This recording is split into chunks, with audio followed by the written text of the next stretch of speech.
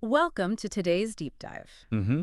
We're going behind the scenes Okay. of Canada's temporary visa process, Oh, right. trying to understand what Canadian officials look at Yeah. to decide who gets in. Right. And we're not just talking generally here. No. We're going deep. Mm-hmm. We've got the actual Canadian government guidelines Mm-hmm. straight from the source. That's right. Yeah. So, Think of this as yeah. peeking behind the curtain Okay. to see how these decisions are really made. Now, you might be thinking, Yeah. I'm not planning on moving to Canada. Right. Why does this matter to me? Yeah. Good question. Well, whether you're planning a trip yourself, Right. maybe you have a friend who wants to visit, Right. or you're just curious about how this stuff works, understanding these guidelines is fascinating. Absolutely. Yeah. And it might even save you some headaches later Yeah. if you ever find yourself needing to navigate this whole process. Okay, let's unpack this. Okay. One of the first things that jumps out at me Yeah. in these guidelines is this idea of dual intent. Okay. It basically acknowledges that Right. someone could be happy visiting Canada, Uh-huh. but also be open to Yeah. becoming a permanent resident someday. Exactly. And you'd think that might be a red flag for Right. officials. Right. Right. But the guidelines Yeah. specifically say Yeah. it's not a deal breaker. That's interesting. So it's not about shutting down the possibility Right. of immigration. Right. It's about understanding the applicant's intentions. Exactly. Right here, right now. It's more nuanced than just checking a box. Right. The key is being able to prove that. Okay. Even if you're open to staying in Canada long term, Mm-hmm. you're still committed to leaving when your temporary visa expires. So how do you actually prove that? Well, that's where the concept of strong ties comes in. Okay. The document goes into a lot of detail Yeah. about what kinds of ties officials are looking for. Give us some examples. Sure. What counts as a strong tie? Well, it's not just one thing. Right. It's a whole picture of your life Okay. outside of Canada. Mm-hmm. They look at the obvious stuff, of course. Okay. Your job, your salary, whether you own property. Mm-hmm. But it goes deeper than that. Okay. Family connections are a big one. So if you have a spouse and kids back home, Exactly. that's a pretty strong indicator Right. that you're not going to just disappear in Canada. Think about it this way. Okay. They're trying to assess how much you stand to lose Right. by not returning home. Okay. The more you have to go back to, Mm-hmm. the stronger your ties are. Okay. And the more likely you are Yeah. to actually leave when you're supposed to. Makes a lot of sense. It's not just about your intention. Right. It's about having something concrete that backs up that intention. Right. And the guidelines even talk about things like Yeah. community involvement, social organizations you belong to. Right. So it's about demonstrating that you have a life, a support system, Right. a history in your home country Exactly. that you're not going to just walk away from. Right. So if someone is retired or doesn't have traditional employment, Yeah. could that be a problem? Not necessarily. Okay. It just means they might need to be Yeah. more creative Okay. in demonstrating their ties. Got it. Maybe they volunteer regularly Uh-huh. or have strong family connections. Okay. There are ways to show stability and commitment, Yeah. even without a traditional job. I'm seeing a theme here. Mm-hmm. It's all about presenting a compelling story Yeah. that reassures officials Uh-huh. that you're a genuine visitor, Right. not someone trying to slip through the cracks. You got it. And that brings us to Okay. another major factor in the guidelines, Yeah. financial stability. Mm-hmm. Right, I was wondering about that. Yeah. It seems like they're pretty serious Absolutely. about making sure you can support yourself Yes. during your stay. It goes beyond just having enough money for your trip. Right. They want to see a history Okay. of financial stability. Mhm.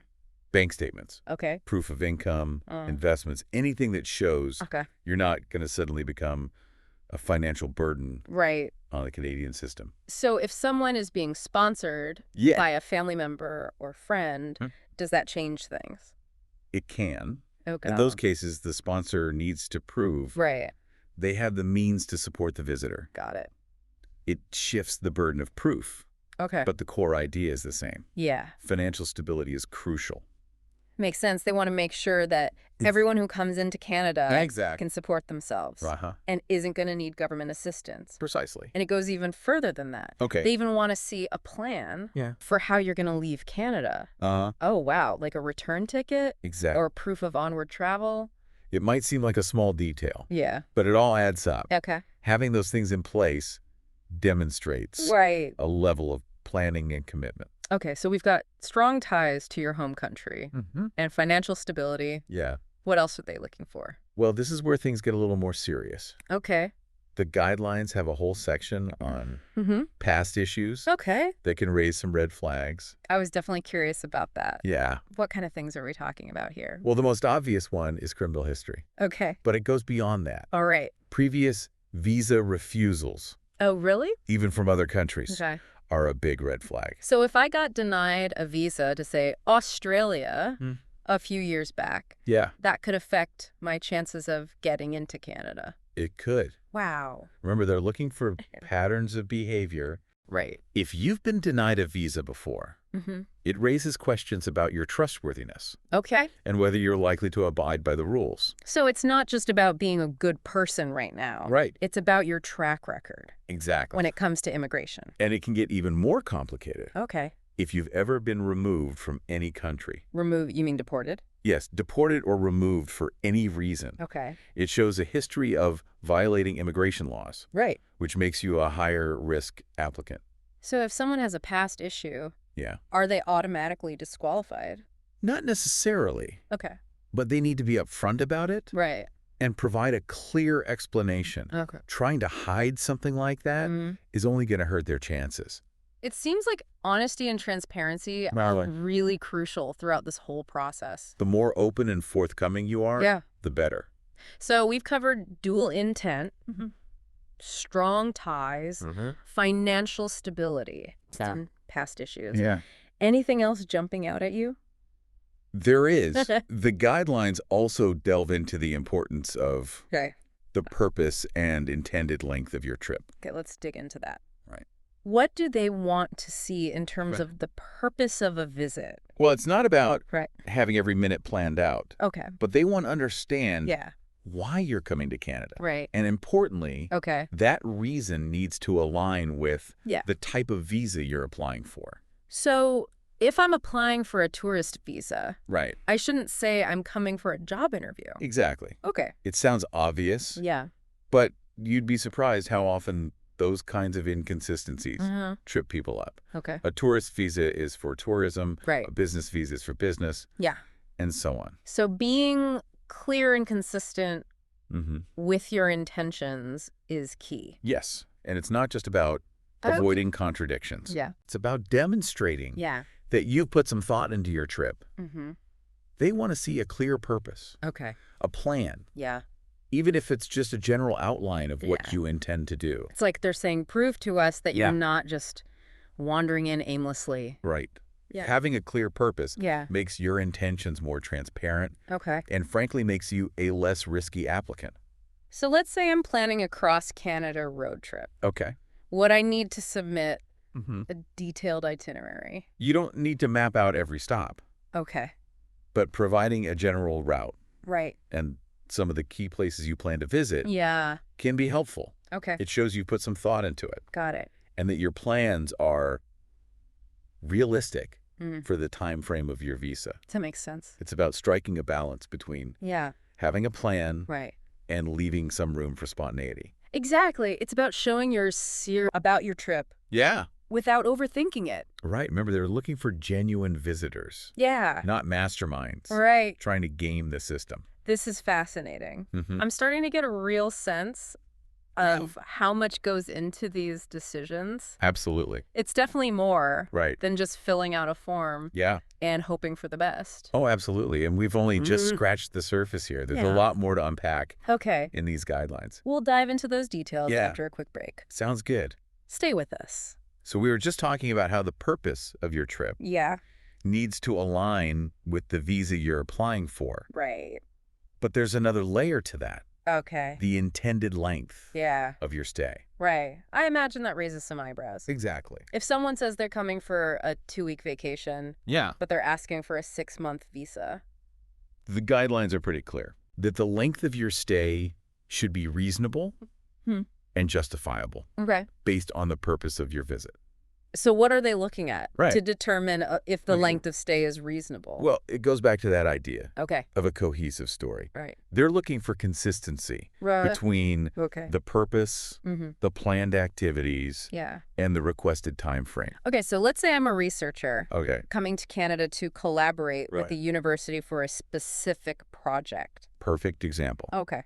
In that case, they'd likely look at things like Yeah. the project timeline, any agreements or contracts in place, Okay. and whether the requested length of stay Right. aligns with the duration of the project. So if the project is expected to last for 6 months, Right. asking for a 6-month visa would make sense. Exactly. But asking for a year-long visa yeah, might raise some red flags. it's about demonstrating that you've thought through Right. the logistics Okay. and that your requested time frame is genuinely necessary Yeah. for you to accomplish what you say you're coming to do.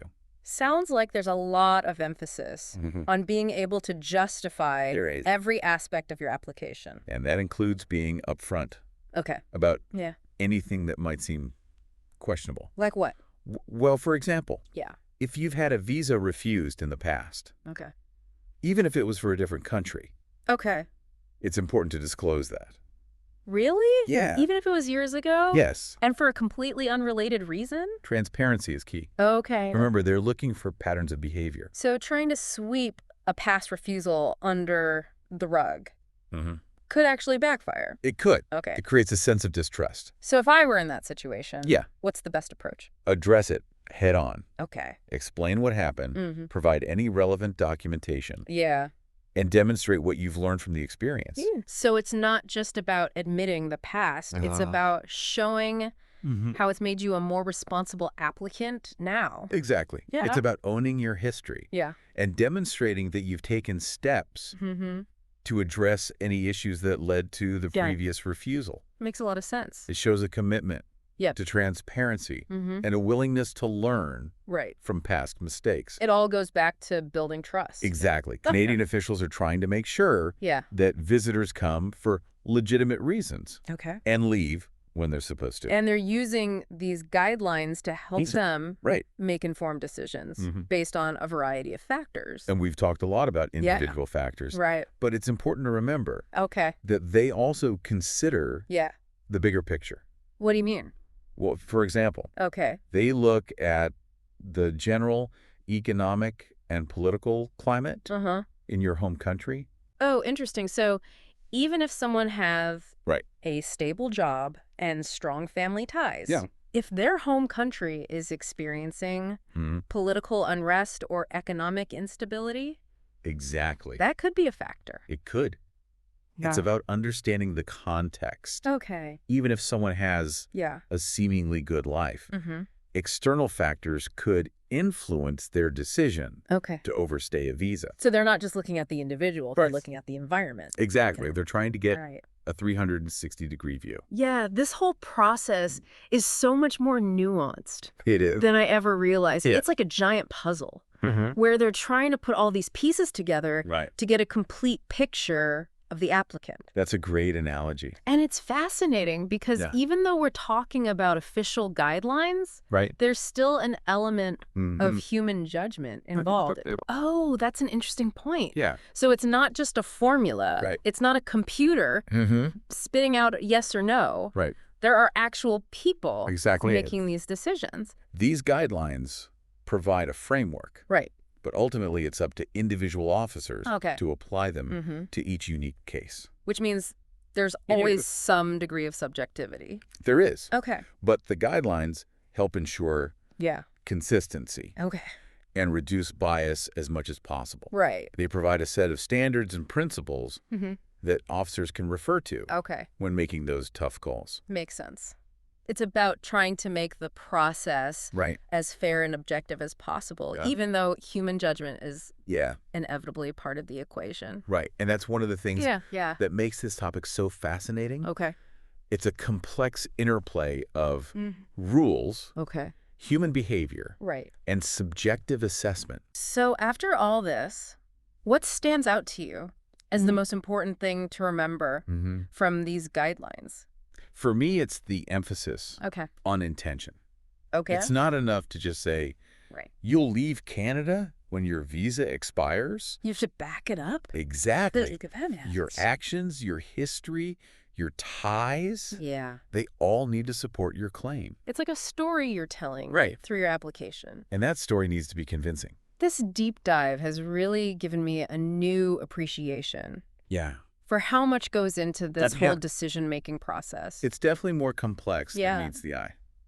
I think anyone planning to visit or host someone from another country would benefit from understanding these guidelines. I agree. It can make a big difference in the outcome of an application. Well, on that note, we've covered a lot of ground today. We have. But I'm sure there's even more to explore. There always is. And for those listening, remember, we're just scratching the surface here. If you're planning a trip or hosting someone, be sure to check out the full guidelines on the official Canadian government website. And remember, rules and regulations can change. Right. So always consult the most up-to-date information.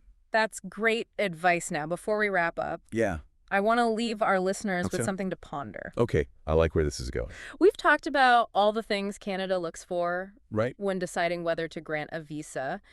But here's a question for you. Okay. Do you think these requirements strike a good balance?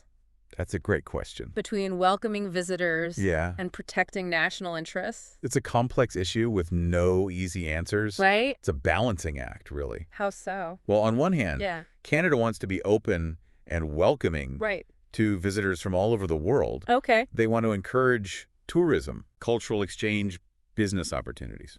Right. It's not just about being nice. Exactly. It's also good for the economy. And for Canada's reputation on the global stage. But on the other hand, Canada also has a responsibility to protect its citizens. Okay. And to make sure the immigration system isn't being exploited. So it's about finding that sweet spot between being open and welcoming while also safeguarding national interests. Absolutely. And it's a debate that's happening in countries all around the world. Right. How to balance those competing priorities. This deep dive has certainly given me a lot to think about. It's true. It's easy to take these systems for granted, but there's a lot of thought and consideration that goes into creating them. And behind every visa application, there's a human story. Right. A set of hopes and dreams. And a complex system trying to assess those stories fairly and efficiently. Well said. Yeah. And for our listeners, if you're interested in learning more about this topic, I encourage you to do your own research. There are so many resources available. Absolutely. Online and in libraries. And don't be afraid to ask questions. Right? And engage in thoughtful discussions about these issues. Because the more we understand about immigration systems, the better equipped we are. Fair and just. Well said. This has been a fascinating deep dive. Yes. And I hope our listeners found it informative and thought-provoking. Me too. And until next time, keep exploring, keep questioning, and keep diving deep. It's a tricky balance to strike, for sure. On the one hand, you want to encourage people to come and experience Canada. Right. But you also don't want to make it so easy that the system is vulnerable to abuse. Exactly. And there's no one-size-fits-all answer. What works for one country might not work for another. So how does Canada compare to other countries when it comes to these visa requirements? Well, it's tough to make direct comparisons. Because every country has its own unique circumstances and priorities. But generally speaking, Canada is considered to have a relatively balanced approach. Okay. They're definitely focused on security, protecting their borders. Right. But they're also known for being welcoming to immigrants and visitors. That makes sense. Yeah. It seems like they're trying to strike that balance. Right. Between being open and being cautious. And the guidelines we've been discussing today really reflect that. Yeah, they lay out a clear framework for assessing applicants. But there's also room for flexibility. Right. And individual consideration. It's not just a black and white process. Definitely not. There's a lot of gray area, a lot of nuance. And ultimately, it comes down to human judgment. Right, which is fascinating to me. You've got these official guidelines, but then you've got real people making decisions based on their interpretation of those guidelines. That's the human element of it. And that's why it's so important for applicants to understand the spirit of these guidelines, not just letter of the law. Exactly. It's about crafting a narrative that demonstrates your genuine intentions and your commitment to respecting Canada's rules. This whole conversation has really been eye-opening. Yeah. I'm definitely going to look at visa applications. I know, me too. Differently now. It's a reminder that there's a whole world of complexity behind those seemingly simple forms. And for our listeners out there, I hope this deep dive has given you a new appreciation for the intricacies of the Canadian temporary visa process. Absolutely. And remember, you know, if you're planning a trip or hosting someone from another country, it's always best to consult the official government website for the most up-to-date information. Great advice. And on that note, we've reached the end of our deep dive. It's been a pleasure. Yeah, likewise. Exploring these guidelines with you. And to our listeners, until next time, yes, keep exploring, keep questioning, and keep diving deep.